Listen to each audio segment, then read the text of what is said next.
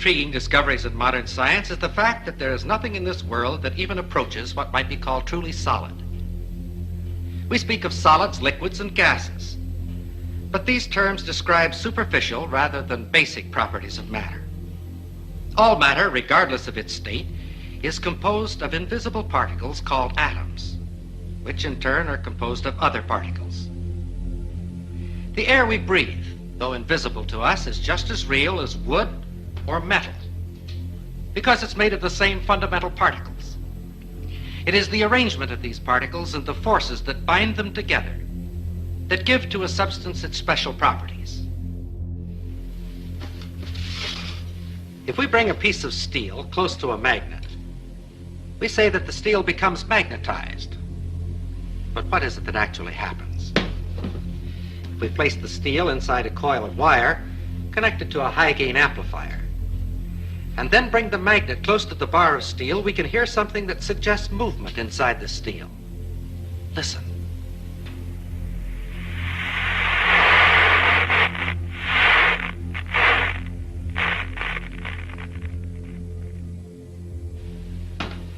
We think of a piece of steel as being solid, and according to our definition, it is a solid.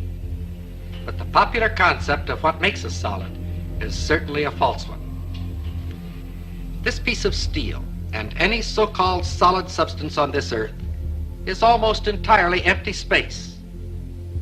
If we could eliminate the empty space in this piece of steel, all that would remain would be a tiny bit of matter, so small as to be invisible even with a high-power microscope.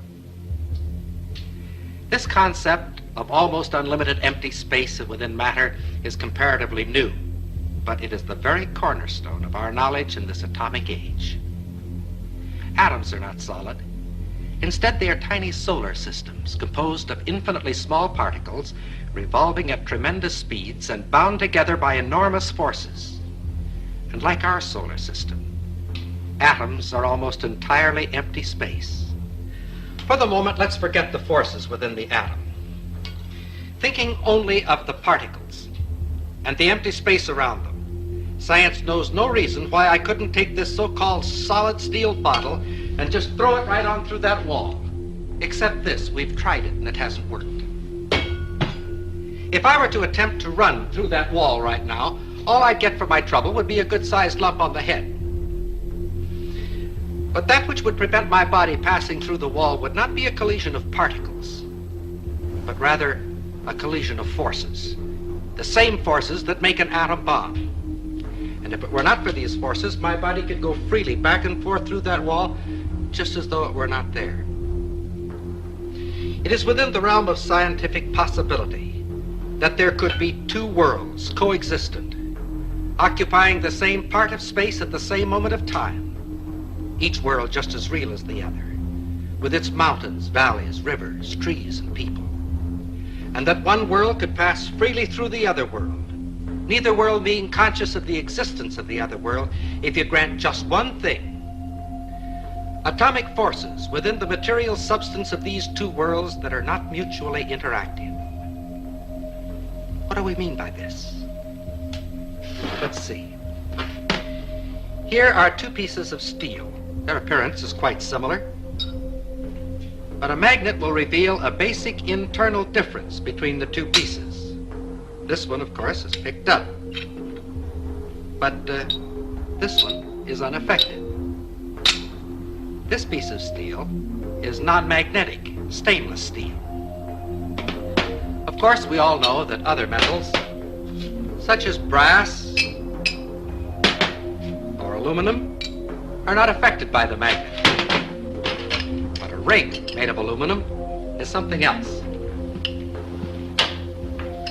It can be suspended in air by the electromagnetic force of what is actually a transformer.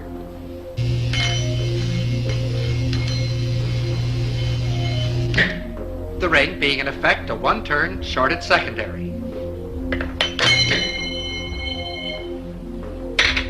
A smaller ring will react even more violently.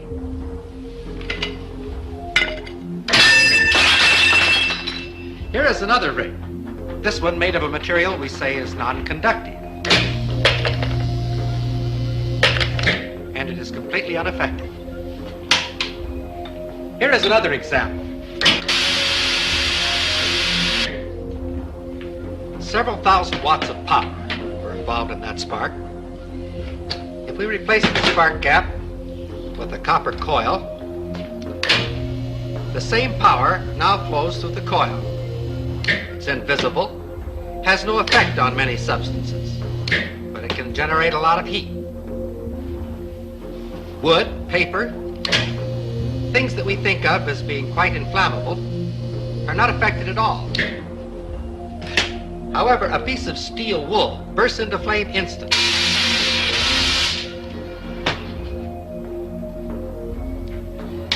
Did you ever fry an egg on a cold stove? It's no trick at all if you have the right equipment. This is a cold hot plate, and because it's cold, you can make it out of wood, if you like.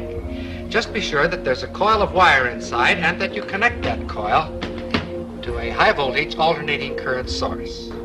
The rest is easy. As long as we're being different, we'll use motor oil instead of Crisco.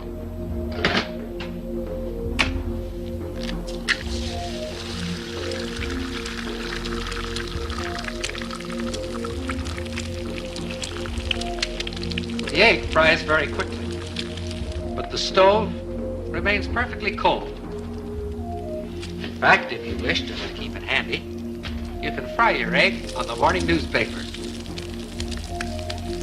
With a gadget like this, you can get up in the morning, sit on the stove, read the morning newspaper, and fry the eggs in your lap.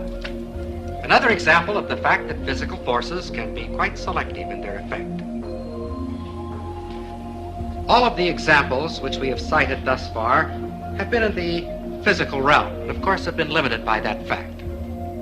We can, however, cite examples that transcend the purely physical and clearly demonstrate the reality of these two worlds.